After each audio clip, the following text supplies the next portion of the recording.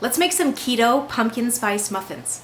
But first, if we haven't met, my name is Heather, and I am a survivor of vulvar cancer, Hashimoto's, and lichen sclerosis. Since I learned what I learned, I'm now a functional nutritionist helping others to recover their health as well from chronic illness. Let's get into this recipe. All right, so here's what you need for this recipe. You're gonna need coconut flour, almond flour, sweetener of your choice. You can definitely use sugar if that's okay in your diet. You can also use any replacement for sugar. So I'm actually going to use erythritol this time. Any granulated sweetener works. Monk fruit, erythritol, half and half, allulose, whatever you want to use is totally your call. You're going to need salt. You're going to need cinnamon and pumpkin pie spice, butter, eggs, vanilla extract, and baking powder. When you use your baking powder, you probably want to go with a cornstarch-free and aluminum-free version. So good luck on finding that. It can be tough to find, but it's absolutely worth it. So a lot of folks are really reactive to corn, and so cornstarch usually shows up in baking powder. And then of course aluminum is just a nasty that we get all over in our environment. It's neurotoxic. It can lead to dementia. It's been linked to Alzheimer's. It's been linked to all kinds of nasties. So if you want a healthy brain, especially in pregnant women, then maybe aluminum-free baking powder is the way to go. Okay? So I've got my muffin tin here, and I'm going to go ahead and pre-grease it ahead of time using my Misto.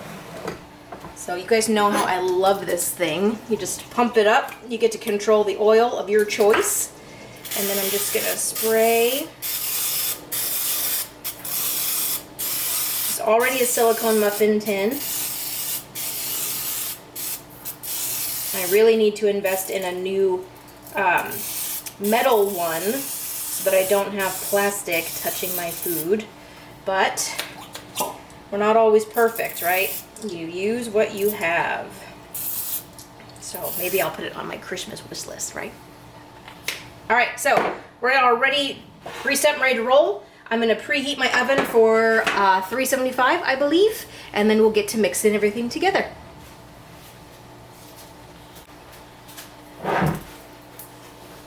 Oh yeah, you're probably gonna need pumpkin, right? So you can use either pumpkin puree from the grocery. Fun fact, this is not entirely pumpkin. This is actually just winter squash.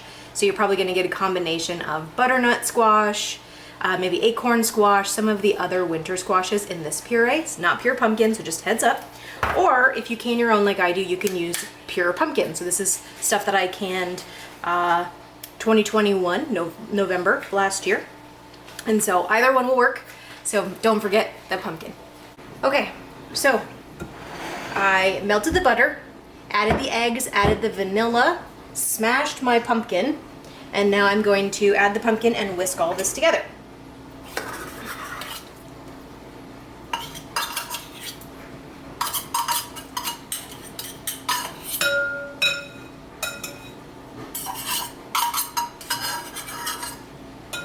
And for those of you who are wondering how much of everything do I add, the link to the recipe on my website will be in the description below. And so you are welcome to visit, print, share, whatever you would like to do with this recipe. All right, and you can use a stand mixer. I am a little bit old school when it comes to baking, and I'm cheap, right? So maybe one of these days I'll get a stand mixer, buy it used, but I go with a regular hand whisk, or sometimes I'll use my hand mixer. So it's completely up to you. We're gonna mix this until it is nice and incorporated. Also a bonus, right? You get a little bit of an arm workout. And then we will move on to the dry ingredients and get those incorporated and then mixed in here. So in a separate bowl, I went ahead and added all my dry ingredients. So this is the almond flour, the coconut flour, the baking powder, the salt, and the spices, right? The pumpkin pie spice and the cinnamon. I actually like all of my pumpkin spice, zucchini, carrot, all of those kind of spicy cakes to be extra spicy. So I always put extra pumpkin pie spice in mine. You go ahead and flavor to your liking. This recipe calls for quite a bit more cinnamon than pumpkin pie spice, but if you like a different ratio or a different leader in that spice profile, then you go ahead and just mix it up the way you want, right? Your kitchen, your rules. It's how we roll. So I'm just gonna take a fork and I'm just gonna run through these so that they are mixed together. Oh yeah, there's also, of course, the sweetener in here. And so I'm just going to go through, and sometimes you'll see that the almond flour kind of clumps together. Coconut flour can also do that, and so I'm just gonna run this fork kind of through. Kind of the same thing that you would do if you were sifting, right? Grandma used to have that flour sifter, and so she would sift it to make sure there were no lumps or bumps. Especially if you are storing large amounts of these ingredients. As they sit, they can kind of just get a little excited and hang on to their neighbors, right? Those particles, and they can make balls. And so you just want to get it all back to individual granules as much as possible. All right, and then we're going to go ahead and just incorporate these two together. So I'm going to throw the wet and the dry ingredients in a single bowl together. Just kind of incorporate those, and then we will go ahead and mix, mix, mix. And then once this is nice and incorporated, then we will go ahead and add it to our muffin tins and bake them off. These makes for a pretty moist muffin. So you might be wondering about the almond flour and the coconut flour. So we use mostly almond flour in keto baking, but almond flour can have a hard time holding together. And then coconut flour on its own holds together really well, but it's really dense. So it will like suck all the moisture out of your recipe. So if you add them both together, more almond flour than coconut, like we only put 2 tablespoons of coconut flour in here to, I think it was half a cup of almond flour, then that gives you a really great texture, and you don't have to add like triple, quadruple the amount of liquid in order to get a recipe that actually comes out tasting more like a cake and less like a brick. So just a heads up, if you haven't dealt with coconut flour before, it can be a little bit tricky. All right, so this is nice and incorporated. So we are just going to add it to our greased muffin tins and get it in the oven.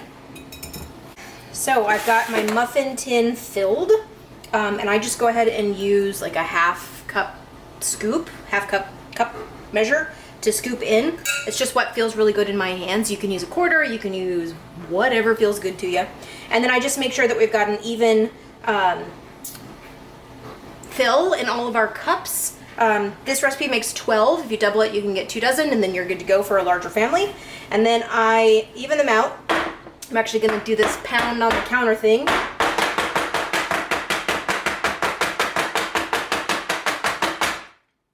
Sorry about your ears. So now everything is good to go, and so we are going to chuck this into a preheated 375 degree oven for about 25 to 30 minutes. So I'm going to let it go for 25, and then I'm going to check. I'll probably use the toothpick trick. If the toothpick comes out clean, then we're ready to rock and roll. And then after they cool off, I will have Blake taste them, because like I said, I am fasting this week. But the wonderful thing about this recipe is that they freeze beautifully. So before Blake takes them all down, I'm gonna go ahead and snag a few and throw them in their freezer. So next week, when I break my fast, I can enjoy them myself. All right, here's the final product. You can see the inside. They came out nice and fluffy. I did have to have them go for another 5 minutes, so they cooked for a total of 30 minutes. My oven does things. Every oven seems to be a little bit different. Here I've got them topped with butter, so that's how I'd recommend serving them, but you can also make an easy glaze for them just by mixing together whatever sweetener you're using and then some water. You just kind of dunk them or smear them. You could also do like a cream cheese frosting. I have a wonderful keto cream cheese frosting recipe on my website as well. But here we have it. Final product. Pumpkin spice muffin, keto style.